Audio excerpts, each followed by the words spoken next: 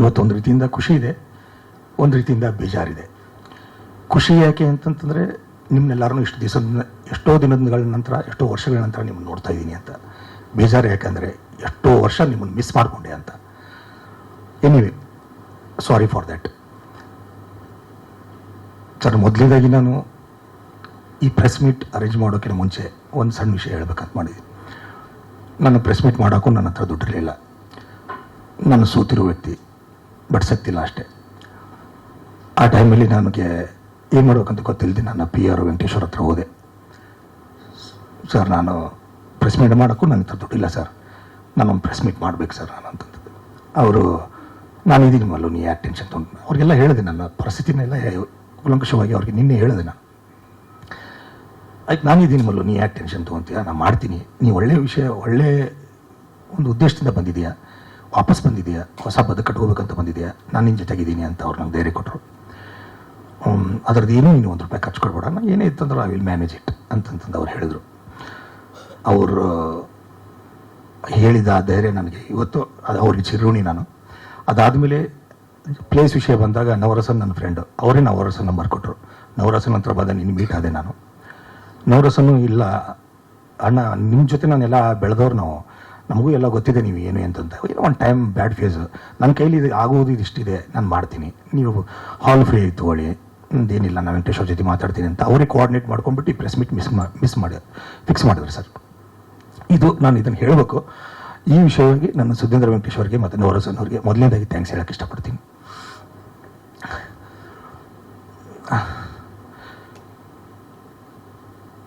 ನನ್ನಿಂದ ಎಷ್ಟೋ ಜನಕ್ಕೆ ತೊಂದರೆ ಆಗಿರ್ಬೋದು, ಎಷ್ಟೋ ಜನಕ್ಕೆ ನೋವಾಗಿದೆ. ಬಟ್ ಅವ್ರಿಗೆಲ್ಲರಿಗೂ ಮೊದಲನೇದಾಗಿ ನಾನು ಕ್ಷಮೆ ಕೇಳೋಕ್ಕೆ ಇಷ್ಟಪಡ್ತೀನಿ.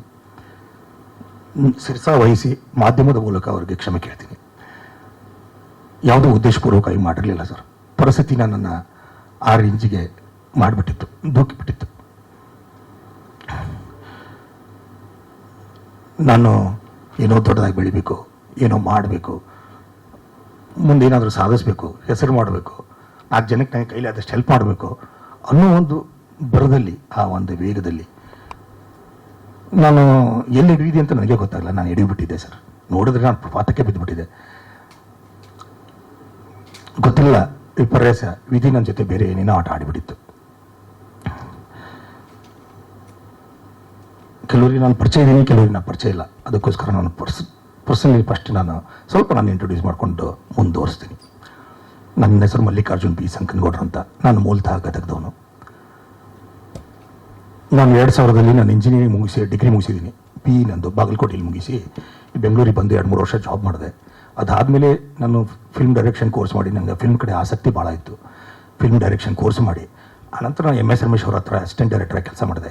15-20 ಪಿಕ್ಚರ್ಗೆ ಅಸೋಸಿಯೇಟ್ ಡೈರೆಕ್ಟರಾಗಿ ಕೆಲಸ ಮಾಡಿದ್ದೀನಿ, ಕೋ ಡೈರೆಕ್ಟರಾಗಿ ಕೆಲಸ ಮಾಡಿದ್ದೀನಿ, ಪ್ರೊಡ್ಯೂಸರಾಗಿ ಕೆಲಸ ಮಾಡಿದ್ದೀನಿ, ಡಿಸ್ಟ್ರಿಬ್ಯೂಟರಾಗಿ ಕೆಲಸ ಮಾಡಿದ್ದೀನಿ, ಸ್ಟಾರ್ ಮ್ಯಾನೇಜರ್ ದರ್ಶನ್ ಅವ್ರ ಮ್ಯಾನೇಜರ್ ಆಗಿಯೂ ಕೆಲಸ ಮಾಡಿದ್ದೀನಿ.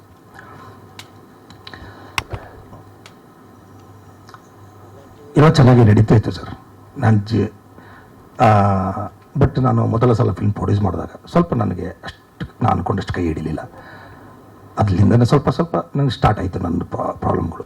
ಬಡ್ಡಿ, ಚಕ್ರ ಬಡ್ಡಿ, ಮೀಟ್ರ್ ಬಡ್ಡಿ, ಸುಸ್ತಿ ಬಡ್ಡಿ, ಗೊತ್ತಲ್ಲ ಸರ್ ಇಂಡಸ್ಟ್ರಿಯಲ್ಲಿ. ಅದನ್ನು ಕಟ್ಟಿ ಭಾಳ ಸುಸ್ತಾಗ್ಬಿಟ್ಟಿದೆ.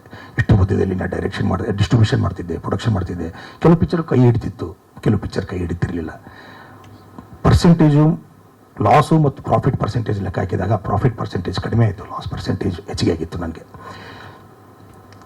ಹೀಗಾಗಿ ಅದು ಬೆಳೀತಾನೆ ಇತ್ತು. ಬಟ್ ಏನೋ ಇವತ್ತಿಲ್ಲ ನಾಳೆ ನಾನು ಗೆಲ್ತೀನಿ, ಇವತ್ತಿಲ್ಲ ನಾಳೆ ಏನೋ ಮಾಡ್ತೀನಿ, ಒಂದು ಯಾವುದೋ ಪಿಕ್ಚರ್ ಕೈ ಹಿಡಿದ್ಬಿಟ್ರೆ ನಮ್ಮದೆಲ್ಲ ಪ್ರಾಬ್ಲಮ್ ಸಾಲ್ವ್ ಆಗ್ಬೋದು ಅನ್ನೋ ಒಂದೇ ಒಂದು ರೀಸನ್ಗೋಸ್ಕರ ನಾನು ಮತ್ತೆ ಎಲ್ಲೋ ಸಾಲ ಮಾಡ್ತಿದ್ದೆ, ಏನೋ ಮಾಡ್ತಿದ್ದೆ, ಬಡ್ಡಿನೋ ಏನೋ ಫೈನಾನ್ಷಿಯಲ್ ಕಮಿಟ್ಮೆಂಟ್ ಮಾಡಿಕೊಂಡು ನಾನು ಆಲ್ರೆಡಿ ಜೀವನ ನಡೆಸ್ತಾ ಇದ್ದೆ ಸರ್. ಅಷ್ಟರ ಮಧ್ಯದಲ್ಲಿ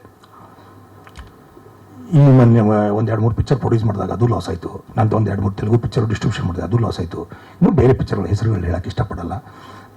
ಭಾಳ ಪಿಕ್ಚರಲ್ಲಿ ನಾನು ಲಾಸ್ ಅನುಭವಿಸ್ಬೇಕಾಯಿತು. 2018 ಜುಲೈ 1 ನಾನು ಬೆಂಗಳೂರು ಬಿಟ್ಟಿರೋದು. ಬೆಂಗಳೂರು ಬಿಡ್ಬೇಕಾದ್ರೆ ನನ್ನ ಹತ್ರ ಬರಿಗೈಲಿ ಇದೆ ಸರ್, ನನ್ನ ಹತ್ರ ₹1 ಇರಲಿಲ್ಲ. ಮೀಡಿಯಾದಲ್ಲಿ ಏನೇನೋ ಹೇಳಿದ್ದಾರೆ ಅಂತ ವಿಷಯ ಆಮೇಲೆ ಗೊತ್ತಾಯಿತು ನನಗೆ. ಬಟ್ ನಾನು ಹೋಗ್ಬೇಕಾದ್ರೆ ಹೆಚ್ಚು ಕಡಿಮೆ ಯಾರಿಗೋ ಬಡ್ಡಿ ಕಟ್ಟಕ್ಕೆ ಅಂತ ಒಂದು 15,000 ರೂಪಾಯಿ ದುಡ್ಡಿಟ್ಟಿದ್ದೆ ಸರ್. ಆ ಬಡ್ಡಿ ಅವತ್ತು ಸಾಯಂಕಾಲ ಆದರೆ ಕೊಡಬೇಕು, ಅನಿವಾರ್ಯವಾಗಿ ಊರು ಬಿಡುವಂಥ ಪ್ರಸಂಗ ಬಂತು. ಆ 15,000 ಅಷ್ಟೇ ನನ್ನ ಜೇಬಿಳಿತ್ತು, ಬರಿಗೈ ಲೆಕ್ಕನೇ ಅದು. 15,000 ಅಷ್ಟೇ ನನ್ನ ಊರಿಗೆ ಹೋಗಕ್ಕಂತ ಸ್ವಲ್ಪ ದುಡ್ಡಿತ್ತು ಅಷ್ಟೇ ಸರ್. ಅದು ಬಿಟ್ಟರೆ ನನ್ನ ಹತ್ರ ಏನೂ ದುಡ್ಡಿರಲಿಲ್ಲ, 1 ರೂಪಾಯಿ ದುಡ್ಡಿರಲಿಲ್ಲ ಸರ್. ನನಗೆಲ್ಲನೂ ಇಲ್ಲೇ ಕಳೆದಿದ್ದೀನಿ. ನಾನು ಒಂದೇ ಕೆಲಸ ಮಾಡಿಲ್ಲ. ನಾನು ಹೋಟೆಲ್ ಬಿಸ್ನೆಸ್ ಇತ್ತು, ನಂದು ಖಾನಾವಳಿ ಮಾಡಿದ್ದೆ ವಿಜಯನಗರದಲ್ಲಿ, ಗೋದಾವರಿ ಮೆಸ್ ಅಂತ. ಮತ್ತು ಒಂದು ಸಾಫ್ಟ್ವೇರ್ ಕಂಪ್ನಿ ಮಾಡಿದ್ದೆ. ಮೈನ್ಸಲ್ಲಿ ಸ್ವಲ್ಪ ಯಾರೋ ನನ್ನ ಫ್ರೆಂಡ್ ಹೇಳಿದ್ದಕ್ಕೆ ಅಲ್ಲಿ ದುಡ್ಡು ಹಾಕಿದ್ದೆ. ಮತ್ತು ಸ್ಯಾನಿಟರಿ ವೇರ್ಸಿದ್ದು ನನ್ನ ಫ್ರೆಂಡ್ ಒಬ್ಬ ಬಿಸ್ನೆಸ್ ಮಾಡ್ತೀನಿ ಅಂತಂದರು, ಅದರಲ್ಲಿ ದುಡ್ಡು ಹಾಕಿದೆ. ನಾನು ಸ್ವಲ್ಪ ಯಾರೋ ನನ್ನ ಫ್ರೆಂಡ್ಸ್ ಬಂದರೆ ನನ್ನ ಕೈಲಿ ಇದ್ದಾಗ ಅವಾಗ ಮಾಡ್ತಿದ್ದೆ. ಅವಾಗ ಟೈಮ್ ಚೆನ್ನಾಗಿತ್ತು, ಎಲ್ಲೋ ಸ್ವಲ್ಪ ದುಡ್ಡು ಓಡಾಡ್ತಾ ಇತ್ತು, ಹೆಂಗೋ ಅಡ್ಜಸ್ಟ್ ಮಾಡ್ಕೊಂಡು ಮಾಡ್ತಾಯಿದ್ದೆ. ಬಟ್ ಯಾವ ನನ್ನ ಕೈ ಹಿಡಿಲಿಲ್ಲ ಸರ್. ಒಂದೇ ಸ್ವಲ್ಪ ಹೋಟೆಲ್ ಬಿಸ್ನೆಸ್ ಒಂದು ರೇಂಜಿಗೆ ಕೈ ಹಿಡಿತು ಅಷ್ಟೇ ನನಗೆ. ಅದನ್ನು ನನ್ನ ಫ್ರೆಂಡ್ ಮೇಲೆ ನಾನು ಸ್ವಲ್ಪ ಬ್ಯುಸಿ ಆದಮೇಲೆ ಅದನ್ನು ನನ್ನ ಫ್ರೆಂಡಿಗೆ ಬಿಟ್ಕೊಟ್ಟೆ. ಅವನು ಒಂದಿಷ್ಟು ದಿವಸ ನಡೆಸಿ ಅದನ್ನು ಬಿಟ್ಬಿಟ್ಟ. ಆಮೇಲೆ ಅದು ನನ್ನ ಕೈ ಬಿಟ್ಟು ಹೋಯಿತು. ಹೀಗೆ ನಾನು 15 ವರ್ಷ 2003 ಮಾರ್ಚ್ 3 ನಾನು ಇಂಡಸ್ಟ್ರಿ ಕಾಲಿಟ್ಟಿದ್ದು. ಶಿವಣ್ಣವ್ರ ಪಿಕ್ಚರ್ ವಾಲ್ಮೀಕಿ ಪಿಕ್ಚರಿಂದ MS ರಮೇಶ್ವರ್ ಡೈರೆಕ್ಟರ್, ನಾನು ಅಸಿಸ್ಟೆಂಟ್ ಡೈರೆಕ್ಟರ್ ಆಗಿ ಕೆಲಸ ಮಾಡಿದೆ. ಆವಾಗಲೇ ನನಗೆ ದಿನಕರ್ ಪರಿಚಯ ಆಗಿದ್ದು. ಆ ದಿನಕರ್ ಅವ್ರ ಜೊತೆ ನನ್ನ ಬಾಂಧವ್ಯ ಹೆಚ್ಚಿಗೆ ಬೆಳೀತು. ಹಾಗಾಗಿ ತೂಗುದೀಪ ಪ್ರೊಡಕ್ಷನ್ ಜೊತೆ, ತೂಗುದೀಪ ಫ್ಯಾಮಿಲಿ ಜೊತೆ ನಾನು ಭಾಳ ಕ್ಲೋಸ್ ಆದೆ.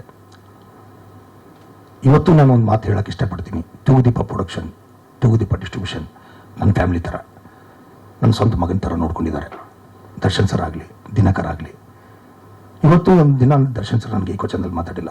ಯಾಕಂತಂದರೆ ನನ್ನ ಮೇಲೆ ಅಷ್ಟು ಗೌರವ ಇಟ್ಟಿದ್ರು, ನಾನು ಅವ್ರ ಮೇಲೆ ಅಷ್ಟು ಗೌರವ ಇಟ್ಟಿದ್ದೆ. ನನ್ನ ಕಷ್ಟ ಅಂದಾಗ ಭಾಳ ಸಲ ಹೆಲ್ಪ್ ಮಾಡಿದ್ದಾರೆ. ನನ್ನ ಸ್ವಂತ ಅಣ್ಣನ ಥರ ಅವರು. ಸಿಂಪಲ್ ಆಗಿ ಹೇಳ್ಬೇಕಂದ್ರೆ ನನ್ನ ಸ್ವಂತ ಅಣ್ಣನ ಸರ. ದಿನಕರು ನನಗೆ ಅಷ್ಟೇ ಹೆಲ್ಪ್ ಮಾಡಿದ್ದಾರೆ.